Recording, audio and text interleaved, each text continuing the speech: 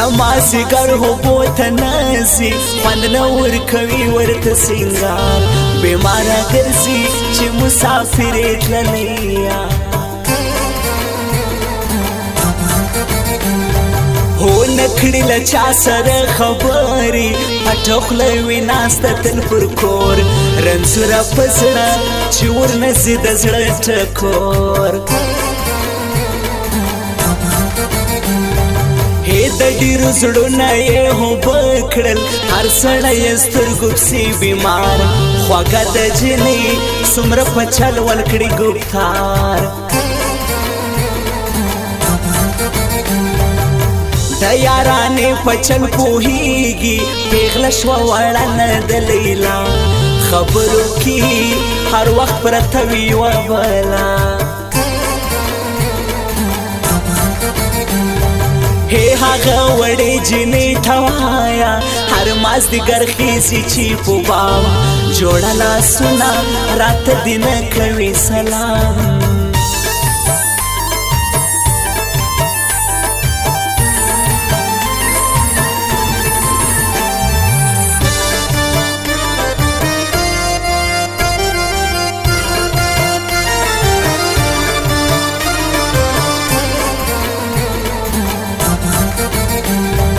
ای پلارې خو هیڅ نه رضا کېږي اوس به جوړوم ورته پلان پرېږده مې کله ورته مې کړی دی قسم هو هی په حلوزیو کې اوسېږي دا زړه مې خوشمن دی پر هغه یادېږي مې ډېر هغه رنځور حکمل مې زړه هو هیروی بار لاړ شهالي راوړه چېرته دی زما د زړه تسل هېرېږي مې نه توپکې وروړه دا یو ګل هو د ښکلېدو ورځې دې لاړې ته شوې د رکیب د غاړې هار په مخه دې شه نور دې نه بولم یار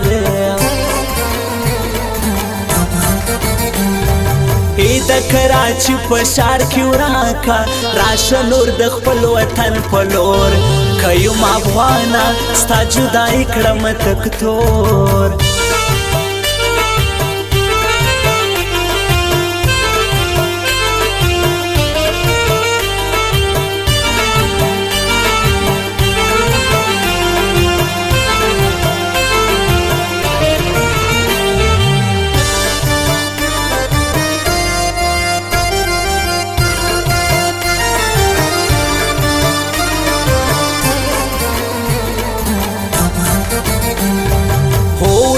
لیکلی می جرګې دي نیمنې د هغې جنۍ مور کرایه نکړه راته به جوړ شي یو پیغور یاره د لاس ته سپي دي راکه غاړې ته به جوړ کړم ترې نهار چې ته مې یاد شې کراروم به زړه بیمار هو د کابلې مړې نسنا ده نکړي چا پروا د کافر لور نازونه کوي موږ ته راګوري په ډالر هو رنځور اکمل سره همکار دی څومره په هنر لیکي غزل عصمت معصوم هر یو غما د سراجل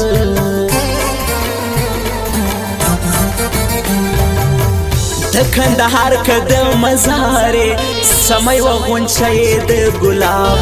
قیمت دی وایه ستا خریدار یم جناب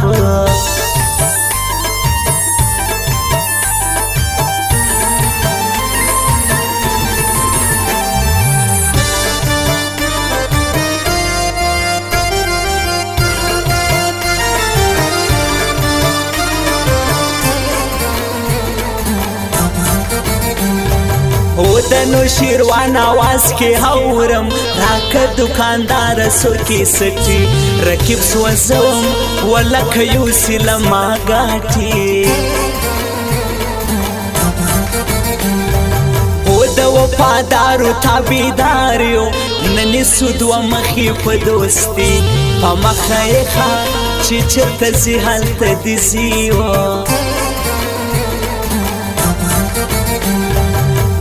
راپسې شاته شاته غاپي ناراضي په مخ لکه د مار معلوم یې ورته چې مونږ کوو باندې ګزار هو ماته یې راوړې څو شعرونه وایم بې په څه ښکلي انداز رنځور اکمل نه په شاعرانو کې دی باز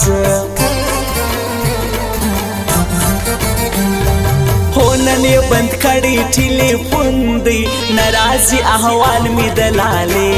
دا څه وجه ده چې ځمکه جای نه راکوي